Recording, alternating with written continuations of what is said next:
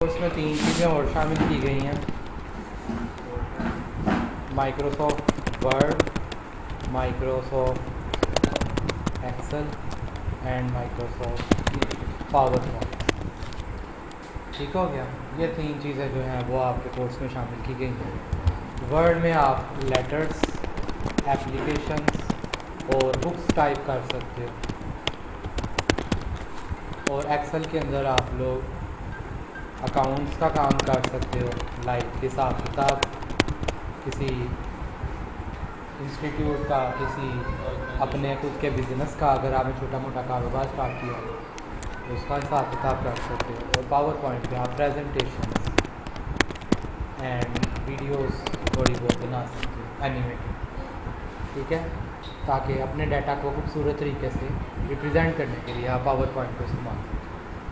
तीनों चीज़ें फील्ड में बड़ी ज़्यादा इस्तेमाल होती हैं।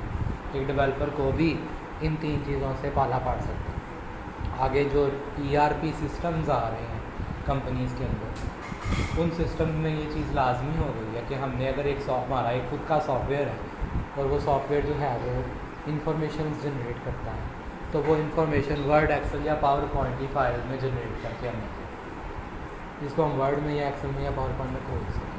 तो आपको एटलीस्ट वर्ड, एक्सेल और पावर पॉइंट थोड़ा बहुत आना चाहिए, ताकि आपको पता लगे कि आपके सॉफ्टवेयर में इस सॉफ्टवेयर की रिपोर्टें कैसे जनरेट, एक सॉफ्टवेयर दूसरे सॉफ्टवेयर की फाइलें कैसे बनाता है, उसके बारे में आपको C++ में चैप्टर नंबर 17 है शायद, फाइल हैंडलिंग, उसमें सिखाया जाएगा थोड़ा बहुत। लेकिन फ़िलहाल के लिए हम इसको डिस्कस करने जा रहे हैं, और आज हम इनमें से सबसे पहले जो सॉफ्टवेयर यूज़ करने जा रहे हैं वो है माइक्रोसॉफ्ट एक्सेल। ठीक है, माइक्रोसॉफ्ट एक्सेल जो है वो माइक्रोसॉफ्ट ऑफिस की प्रोडक्ट है। माइक्रोसॉफ्ट वर्ड, एक्सेल और PowerPoint, Microsoft FrontPage, Microsoft Outlook, Microsoft InfoPath, ये बहुत सारे सॉफ्टवेयर हैं, और ये सॉफ्टवेयर इकट्ठे इंस्टॉल होते हैं कंप्यूटर के अंदर। ठीक है, क्या? हाँ जी, और उस सॉफ्टवेयर का नाम है माइक्रोसॉफ्ट ऑफिस। ठीक है जी। क्या विंडो के साथ? विंडो में ही इंस्टॉल होते हैं सर, डॉस में नहीं होते। ठीक है, ये माइक्रोसॉफ्ट ऑफिस नाम का सॉफ्टवेयर आप इंस्टॉल करते हैं तो Microsoft Word, Excel, PowerPoint सारे इंस्टॉल हो जाते हैं इकट्ठे। यानी आप माइक्रोसॉफ्ट एक्सेल को अलहदा नहीं डाउनलोड कर सकते, माइक्रोसॉफ्ट वर्ड को अलहदा नहीं डाउनलोड कर सकते, माइक्रोसॉफ्ट पावर को अलहदा नहीं डाउनलोड कर सकते। आपको इन तीनों को डाउनलोड करने के लिए एक सॉफ्टवेयर डाउनलोड करना पड़ेगा, और उस सॉफ्टवेयर का नाम है माइक्रोसॉफ्ट ऑफिस। अगर आप टोरेंट यूज़र हैं, जो कि सारे ही होते हैं आजकल, तो आप kat.sx पे जाइए, ये वेबसाइट है एक बड़ी अच्छी। अगर आपको टोरेंट की कोई और वेबसाइट का पता है तो आप उसे इस्तेमाल कर लीजिए। ठीक है, तो आप इसके कैश टोरेंट की सर्च क्यूरी पे क्लिक कीजिए। अगर कोई लिंक ओपन हो जाता तो उसे इग्नोर करें, और यहाँ पर लिखिए माइक्रोसॉफ्ट ऑफिस 2013। वैसे तो इस वक्त माइक्रोसॉफ्ट ऑफिस 2016 भी आ चुका है, 17 भी आ चुका है, 18, 19 भी आ गया, लेकिन वो सारे परचेज़ करने पड़ते हैं। अब आप लोग तो माशाल्लाह बहुत कैसे हो, आप सबको ही पता है, तो हम लोग जो हैं वो फ्री वर्जन इसके इस्तेमाल करेंगे। देखो ज़रा दरवाज़ा बंद करके ना हो। अच्छा, सो माइक्रोसॉफ्ट ऑफिस 2013 लिख कर आपने एंटर प्रेस करना है कीबोर्ड से, तो आपके सामने जो है वो थोड़ी देर में माइक्रोसॉफ्ट ऑफिस का सेटअप नहीं आया। अपनी क्यूरी को थोड़ा सा चेंज कर लें, बेशक खाली ऑफिस 2013 कर लें, मतलब किसी ना किसी तरीके से ये इंफॉर्मेशन। चलो, माइक्रोसॉफ्ट ऑफिस 2013 टोरेंट कहाँ है? मैं वैसे कि कैसे करता हूँ, लेकिन चलो कौन सी वेबसाइट? 1337 x.st। अच्छा जी, ये भी एक टोरेंट की वेबसाइट बताई गई है आपकी तरफ से। वो भी एक टोरेंट की वेबसाइट है, लेकिन उस पर पता नहीं सेटअप अवेलेबल नहीं है। इधर से कर लेते हैं ऑफिस 2013, ये मैंने यहाँ से सर्च किया, और सर्च करने के बाद यहाँ पर आपको Microsoft office professional plus 2013 activator, Microsoft office plus 2013 plus crack, ये वाला जो है वो बेहतरीन है। ठीक है, आप इस पर क्लिक कीजिए, नया लिंक ओपन हो जाए उसे इग्नोर कीजिए और दोबारा क्लिक कीजिए। ठीक है, और यहाँ पर आप देख रहे हैं मैग्नेट डाउनलोड लिखा हो, मेक श्योर यूटोरेंट आपका इंस्टॉल हो। जब आप इस पर क्लिक करेंगे तो क्लिक करने के बाद ओपन यूटोरेंट पे क्लिक कीजिए और थोड़ी देर में यूटोरेंट आपका ओपन हो जाएगा। वो पूछेगा कि मैं माइक्रोसॉफ्ट ऑफिस 2013 को डाउनलोड कहाँ करूँ। आप यहाँ से अपनी मर्ज़ी की ड्राइव सेलेक्ट कीजिए और सेलेक्ट करने के बाद आप इसे डाउनलोड कर लीजिए और फिर इंस्टॉल कर लीजिएगा। ये 666 MB का सेटअप फाइल है, इसको डाउनलोड कर लीजिएगा। मैं नहीं करूँगा क्योंकि मेरा ऑलरेडी माइक्रोसॉफ्ट ऑफिस 2013 इंस्टॉल है। ठीक है, सो मैं माइक्रोसॉफ्ट ऑफिस 2013 पढ़ा रहा हूँ। एक्सेल, वर्ड, पावर पॉइंट, हम लोगों ने ये 3 सॉफ्टवेयर जो हैं उनको इसी मंथ के एंड तक, नेक्स्ट मंथ के एंड तक कंप्लीट करना है। तो बराए मेहरबानी ज़रा देखिएगा। एक्सेल को चलाने का तरीकाकार ये है कि सबसे पहले आप स्टार्ट मेनू के सर्च में एक्सेल 2013 लिख सकते हैं, और अगर नहीं लिख सकते तो विंडो लोगो की और R प्रेस करके यहाँ पर आप एक्सेल टाइप करके एंटर प्रेस करेंगे तो आपके सामने एक्सेल का ये पेज आ जाएगा। ठीक है, आपने यहाँ से ब्लैंक वर्कबुक पे क्लिक करना है और उसके बाद एक्सेल की ये वर्कबुक आपके सामने ओपन हो जाएगी, जो बिल्कुल मैथ के डब्बों वाली कॉपी जैसी है। ठीक है, आप लोगों ने ये कॉपीज़ इस्तेमाल भी की हुई हैं बचपन में। ठीक है, सो ये कॉपी जो आपके सामने इस वक्त नज़र आ रही है, इसमें ये जो डब्बे हैं, इसमें हर डब्बे को सेल कहते हैं। क्या कहते हैं? सेल कहते हैं। ठीक है, हर सेल का एक नाम होता है, हर सेल का एक नाम होता है, और उस सेल का नाम जानने के लिए आपने देखना होता है कि वो सेल किस कॉलम में है और वो सेल किस रो में है। जैसे इस वक्त मैंने जो सेल सेलेक्ट किया हुआ है वो C नंबर कॉलम और 4 नंबर रो पर, C नंबर कॉलम 4 नंबर रो, तो इसका सेल का नाम क्या हुआ? C4। जैसे अब मैं इस सेल पे क्लिक करता हूँ तो इसका नाम हुआ N13। ठीक है, सेल का नाम हाँ जी, N कॉलम और 13 रो। हाँ, मैं बताने लगा हूँ N कॉलम 13 रो, लेकिन आपको पता होना चाहिए आया कैसे। वैसे तो शॉर्टकट है, मैं बता सकता हूँ, लेकिन अभी फ़िलहाल आपको पता होना चाहिए कि कैलकुलेट कैसे करें। ठीक हो गया? क्यों भाई, इससे ज़्यादा मुश्किल तो नहीं लगा? कोशिश करो सुनो। किसी भी सेल का एड्रेस अगर आपको जानना मुश्किल हो रहा है तो आपको बिल्कुल लेफ्ट साइड पर ऊपर यहाँ बॉक्स के अंदर नज़र आ जाएगा कि उस सेल का क्या नाम है। आप किसी भी सेल को सिलेक्ट करेंगे तो ऑटोमेटिकली उसका नाम है। ठीक है, आप किसी सेल को अपना नाम भी दे सकते हैं। लाइक आपने G2 को सिलेक्ट किया और आप चाहते हैं इस सेल का नाम हमेशा के लिए रेहान हो जाए, तो आप इस नेम बॉक्स में आइए, G2 को रिमूव कीजिए, यहाँ लिख दीजिए रेहान, एंटर प्रेस कीजिए। अब इसका नाम G2 नहीं रहा, अब इसका नाम क्या हो गया? रेहान। ठीक है, आप कहीं से भी वापस इधर आएंगे तो वो रेहान हो गया।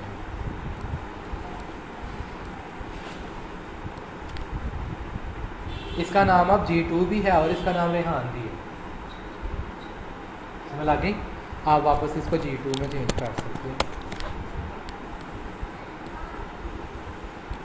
नहीं, अपनी चेंज हो गई, फिक्स हो गया इसका नाम रेहान।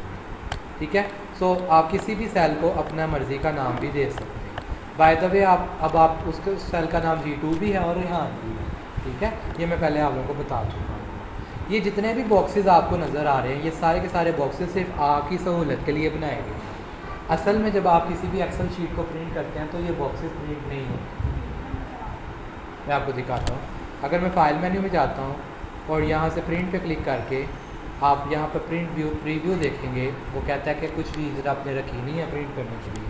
तो मैं यहाँ पर किसी भी सेल पर नाम लिख देता हूँ रेहान रियाज। मैंने इसमें C3 में रेहान रियाज लिख दिया। अब मेरे पास डाटा आ गया। अब मैं फाइल पर जाऊँगा और प्रिंट पे क्लिक करूँगा तो आप देख रहे हैं कि आपको एक वाइट पेपर पर रेहान रियाज लिखा हुआ है। यानी ये सिर्फ आपकी सहूलत के लिए डब्बे बनाए गए हैं।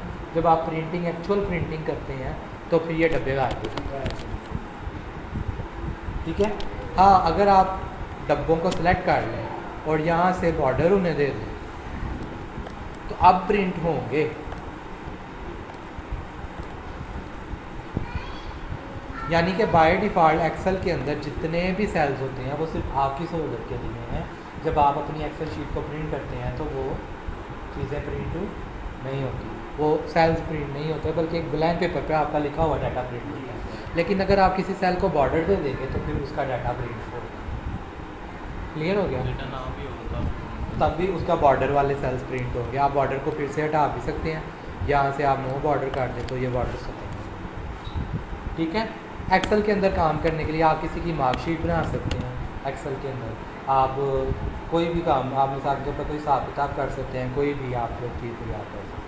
मिसाल के तौर पर आप यहाँ पर लिखते हैं item number, name, quantity and selling price, total. ठीक है, आपने आइटम का नाम, नेम, क्वांटिटी, सेलिंग प्राइस और टोटल लिख लिया। अब यहाँ पर आप आइटम नंबर 1 लिखते हैं। मिसाल के तौर पर पोटैटो 1200 आपके पास पोटैटोज हैं और एक पोटैटो 12 रुपये का है, तो अब आप टोटल उसका करना चाहते हैं। तो फ़िलहाल के लिए 2 नंबर, और यहाँ पर आपने लिख दिया जी क्या नाम है उसका, टोमेटो, और आपके पास 3000 पड़े हुए हैं और 10 रुपये इसका जो है वो पर टोमेटो प्राइस है। इस तरीके से तीसरी चीज़, मिसाल के तौर पर आपने ले लिया है लेट्स सपोज कोई भी कोकम्बर, आपके पास 5500 हैं, ठीक है, और 110 रुपये का एक कोकम्बर है। ठीक है, हाँ जी, कोकम्बर खीरे को कहते हैं, कोकम्बर खीरे। सो बहरहाल ये एक बार बस बता रहा हूँ कि शायद आपने सब्जियों की जो लिस्ट है वो आप खरीद कर लाए हैं और आपने एक चीज़ ली है, एक चीज़ की प्राइस आपने अलग लिख दी है। अब आप देखना चाहते हैं कि 1200 मैंने पोटैटोज़ ख़रीदे हैं और 12 रुपये का एक पोटैटो है, तो 1200 पोटैटोज़ कितने रुपए के हुए? तो इसके लिए आप यहाँ पर आएंगे और यहाँ पर आने के बाद लिखेंगे इज़ इक्वल टू से फार्मूला एक्टिवेट होगी, यानी इसमें मैं रिज़ल्ट डालना चाहता हूँ 12 जो कि D2 में है, उसको ज़रब करना चाहता हूँ मैं 1200 से जो कि C2 में है। लिख लिया, ये मैंने एंटर प्रेस किया तो 1200 कोकम्बर 12 रुपये पर पोटैटो के हिसाब से 14,400 के बनते हैं। क्लियर हुआ? तुम्हें क्या मसला आ रहा है? वो यार दुकान पे खड़े हैं लड़के, उनके साथ फाटे गए। अच्छा, वो बार बार फोन कर रहा है पुलिस वाले। अच्छा, तो आपको जाना है? नहीं, अच्छा, मेरे का ले रहा था। अच्छा, बहरहाल 14,400 क्लियर हो गया। दोबारा बताता हूँ, आप टोटल के अंदर सेलिंग प्राइस को मल्टीप्लाई करवाना चाहते क्वांटिटी, और यहाँ आप उसका टोटल रेट दिखाना चाहते हैं, तो आप लिखेंगे इक्वल टू 12 कोकम्बर पोटैटो जो कि D2 में पड़े हैं मल्टीप्लाई बाय 1200 पोटैटोज़ के साथ जो कि C2 में पड़े हैं। ये आपने एंटर प्रेस किया तो क्वांटिटी मल्टीप्लाई नहीं हो सकता, चलिए हो सकता है, बिल्कुल एक ही बात। 1200 पोटैटोज़ 12 रुपये के हिसाब से 14,400, 2 को 3 से 2, 3 को 2 से 2, ठीक है। बहरहाल क्लियर हो गया। अब आप चाहते हो आपने 3000 को 10 के साथ मल्टीप्लाई कराना है, आंसर यहाँ आ जाए। 5500 को 110 के साथ मल्टीप्लाई कराना है, जो आंसर है यहाँ आ जाए, है ना। लेकिन उसके लिए आपको अब दोबारा फार्मूला लगाने की ज़रूरत नहीं है, यहाँ लगाया हुआ है ना फार्मूला, ये छोटा सा बटन देख रहे हैं, आप इसे क्लिक करके नीचे ड्रैग कर लें, फार्मूला सही अप्लाई होगा। ठीक है, मतलब एक्सेल जो है वो अक्लमंदी से फार्मूला अपडेट करता है। अब ये देखो, इसमें फार्मूला आना था D3 को मल्टीप्लाई करा दो C3 के साथ, तो अगर इस पर क्लिक करें तो यही फार्मूला नहीं लगा हुआ।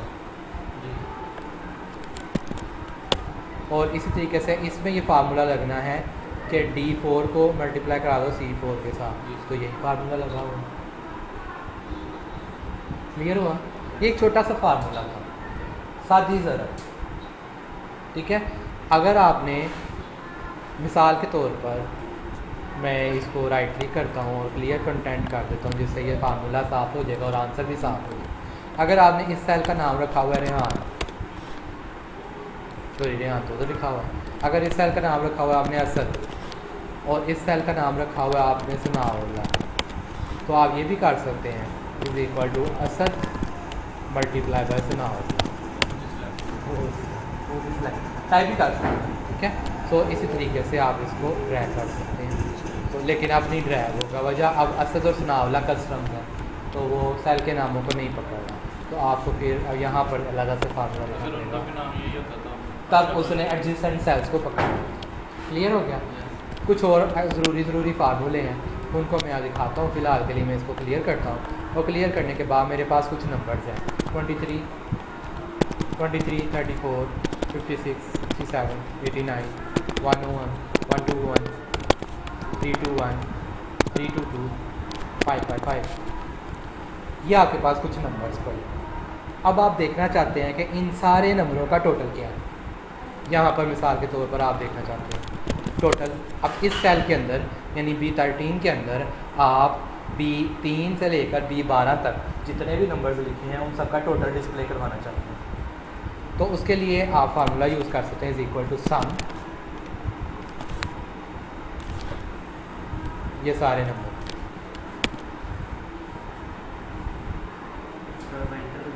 जी अब एंटर दबाएंगे तो इन सारे नंबरों का टोटल होगा।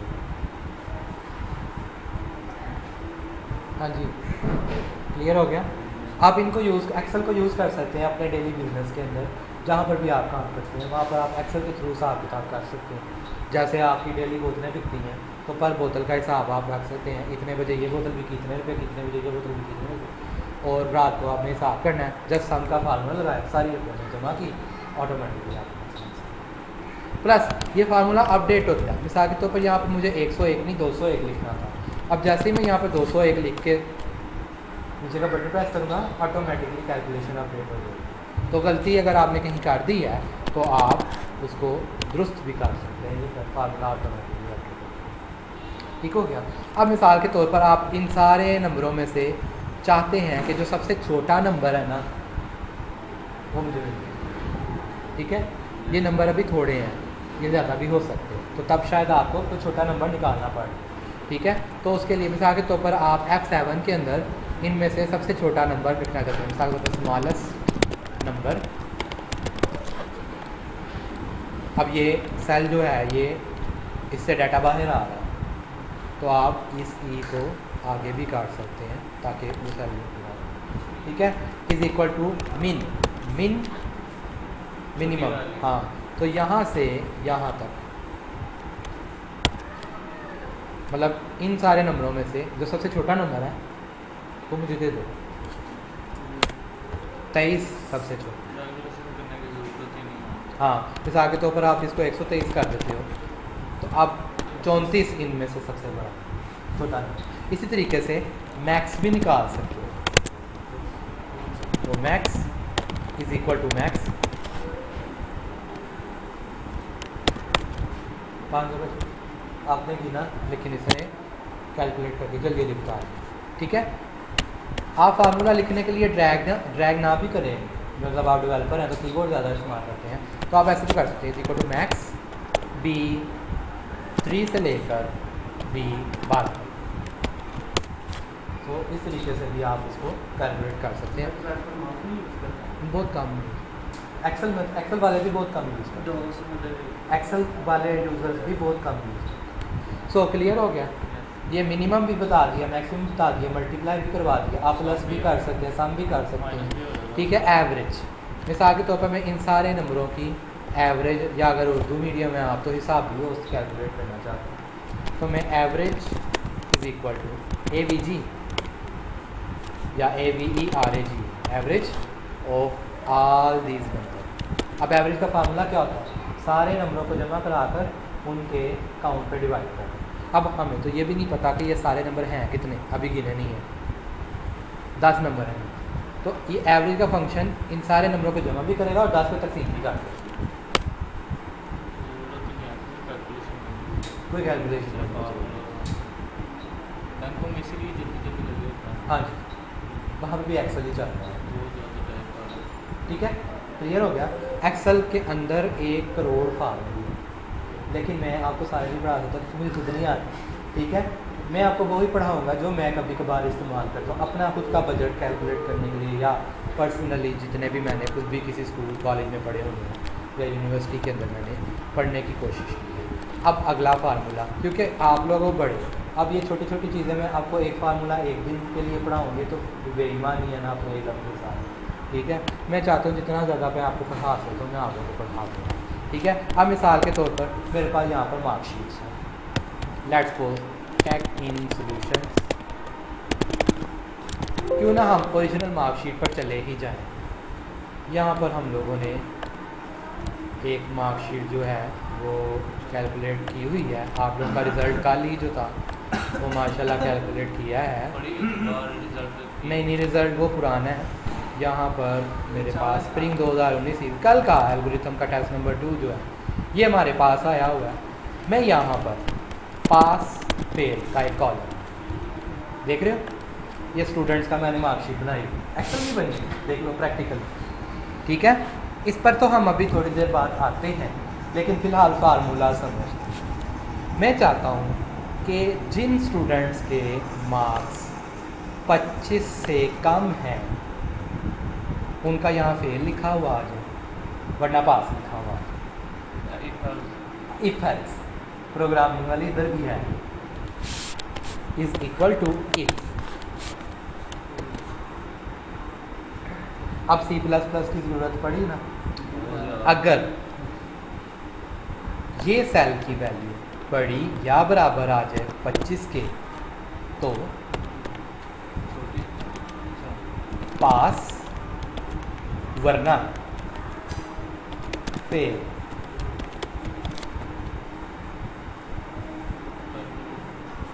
क्लियर हो गया। टर्नरी की तरह यहाँ पर इफ इस्तेमाल है, ठीक है। अगर F4 में लिखी हुई वैल्यू 25 या 25 से बड़ी है तो पास, वरना अब आप डेफिनेटली बाकी स्टूडेंट्स का भी चेक करना चाहते हैं तो इसे ड्रैग कर दीजिए, वो ऑटोमेटिकली सबका रिजल्ट बना देगा।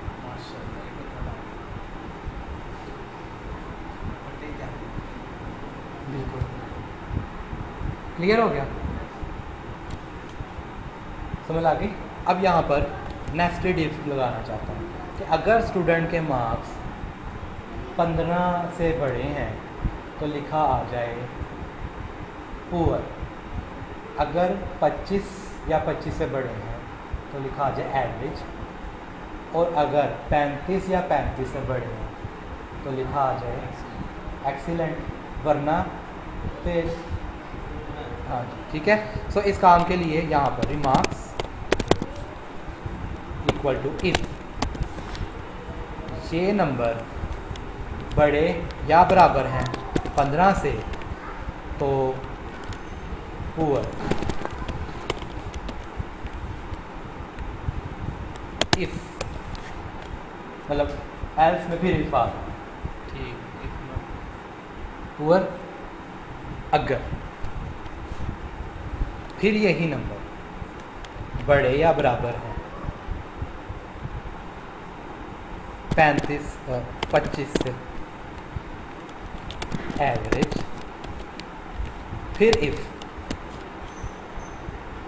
के अंदर इफ। अगर आपने प्रोग्रामिंग पढ़ी आपको समझ लग गई, अगर आपने प्रोग्रामिंग नहीं पढ़ी तो बाहर में जाएंगे। यहाँ पे क्लिक किया ग्रेटर देन और इक्वल टू 35 तो एक्सीलेंट, ठीक हो गया, वरना फेल। अब यहाँ पर ब्रैकेटें ध्यान से बंद करनी है, जितनी ब्रैकेटें खुली हैं उतनी बंद करनी है। पहली ब्रैकेट, दूसरी ब्रैकेट, अब वो डार्क भी हो रही हैं साथ साथ, ये तीसरी ब्रैकेट, फेल डेफिनेटली 13 तो फेल ही होना।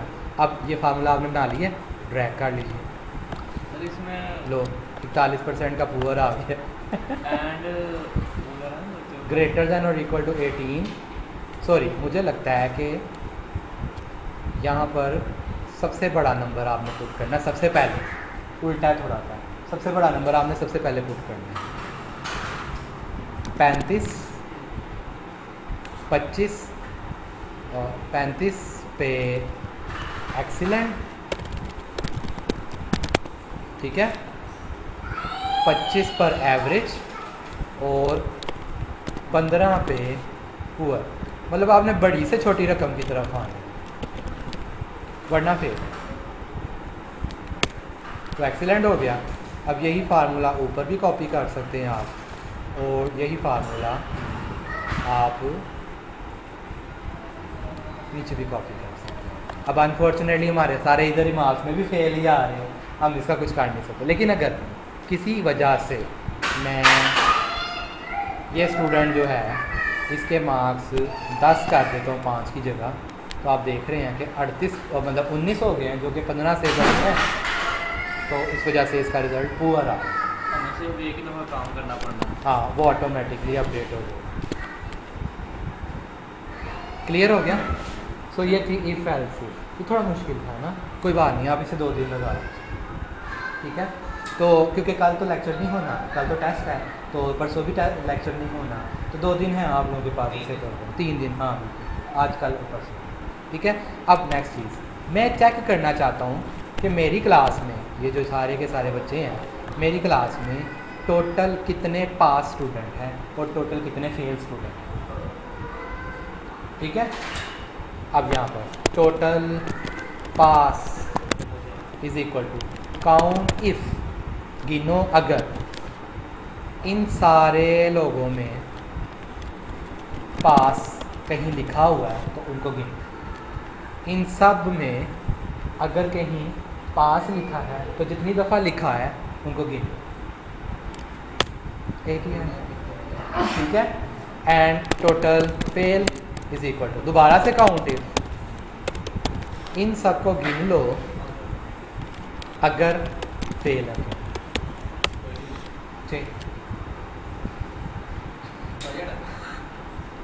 ठीक है, समझ लगी। सो ये चीज़ें जो हैं वो आप लोगों को आनी चाहिए। 2 फार्मूले एक्सेल के रह गए हैं बड़े important, V lookup and H lookup, जिससे बनते हैं रिजल्ट कार्ड्स, ठीक है। कि हम बच्चे का सिर्फ रोल नंबर पुट करते हैं तो ऑटोमेटिकली नीचे एक बड़ा खूबसूरत सा रिजल्ट कार्ड बनता है, वो वी लुकअप से होता है। लेकिन वी लुकअप तब तक नहीं आएगा जब तक आप एक्सेल को अच्छे तरीके से अंडरस्टैंड नहीं कर सकते। और भी बड़े फार्मूले हैं अभी मौजूद हैं, जिसमें से हम लोग जो हैं वो इस्तेमाल करने जा रहे हैं परसेंटेज का फार्मूला। ऑलरेडी परसेंटेज का फार्मूला क्या है, total obtain marks divided by total marks, ठीक है। लेकिन अगर हम लोग परसेंटेज को ज़रा मैं दोबारा से कैलकुलेट करके आपको दिखाता हूँ ताकि आपको अच्छे तरीके से पता लग जाए। क्लियर कंटेंट किया। अब मैं यहाँ पर परसेंटेज कैलकुलेट करूँगा। तो फ़िलहाल के लिए ये काम अभी मैंने आपको सिखाना है तो मैं करवाने लगा हूँ।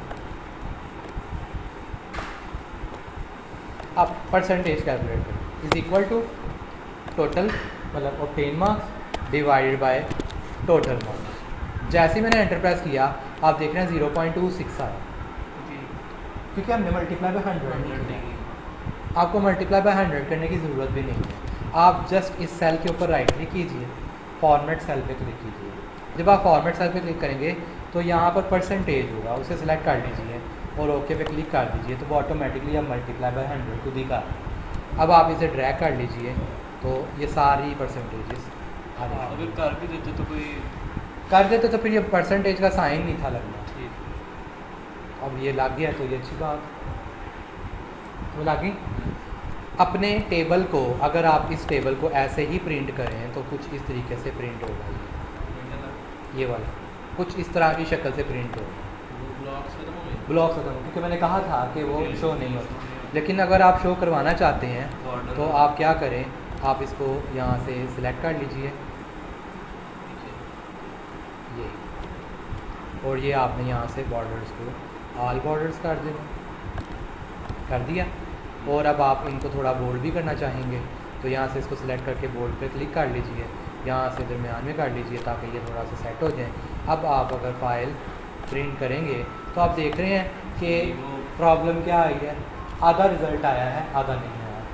उसकी वजह यह है कि A4 पेज के अंदर डाटा सिर्फ इतना ही शो कराया जा सकता है। अब इसके कई तरीके हैं डाटा पूरे करने के। पहला, अपने पेज को ऐसे रखा है ऐसे कर लें तो फिर ये टेबल पूरा आ जाएगा। तो इस काम को करने के लिए यहाँ पर आप देख रहे हैं पेज पोर्ट्रेट ओरिएंटेशन, इसे सिलेक्ट करके लैंडस्केप ओरिएंटेशन कर दीजिए तो अब ये पूरा का पूरा आ गया। लेकिन अभी भी रिमार्क्स नहीं आए। तो रिमार्क्स लाने के लिए आपको खुद अंदाज़ा होना चाहिए कि ये जगह बहुत ज़्यादा ले ली है इसने, अगर थोड़ी सी कम करेंगे तो ये ठीक हो जाएगा। तो हम इसको थोड़ा सा कम कर लेते हैं यहाँ तक, बल्कि इससे भी कम कर लेते हैं। तो मेरे ख्याल से अब ये ओके हो गया। अब फाइल प्रिंट करेंगे तो ये चीज़ अब बिल्कुल एडजस्ट हो गई, ठीक है। और ऊपर देखें नाइस हेड, ठीक है। आप इसको सिलेक्ट कर सकते हैं और सिलेक्ट करके आप यहाँ पर कंट्रोल V कर लें जिससे ये बोल्ड हो जाएगी, और यहाँ से आप इसको इंक्रीज़ कर सकते हैं। तो ये एक अच्छा सिस्टम हो गया। और इस पोर्शन को भी बोल्ड कर दीजिए। तो फाइल प्रिंट, और यहाँ पर अब आप देख रहे हैं कि आपका पेज कुछ इस तरीके से, 9th 10th वालों का नज़र पाकिस्तान अच्छा क्लियर हो गया। वो भी यकीनन फिर एक्सेल पे यही बनता बनता है, है। नहीं वो PHP लैंग्वेज में बनता है। Board of intermediate and secondary education की वेबसाइट है वो PHP लैंग्वेज में बनी है, ठीक है। तो वो कैसे, वो लैंग्वेजेस के थ्रू हम ये चीज़ कैसे करते हैं वो तो इंशाल्लाह आप वक्त के साथ साथ सीखेंगे। लेकिन यकीन मानिए इसके बैकएंड पर भी C++ प्रोग्राम की जाए, ठीक है। तो वो तो बनाएंगे हम इंशाल्लाह, लेकिन एक्सेल इस तरह के काम करने के लिए इस्तेमाल होता है, ठीक है। आज के लिए इतना ही काफ़ी है। प्रिपेयर कीजिए हफ्ते वाले दिन तक। हफ्ते वाले दिन हम लोग इंशाल्लाह वीलू का पूरा एचलू का पढ़ के एक्सेल को ख़त्म करें। क्योंकि बाकी जितने फार्मूले वो आप गूगल कीजिए, सर्च कीजिए, मुझे जो ज़रूरी लगेंगे वो भी मैं बताऊंगा आप लोगों को, लेकिन फ़िलहाल के लिए ये काफ़ी है, ठीक है।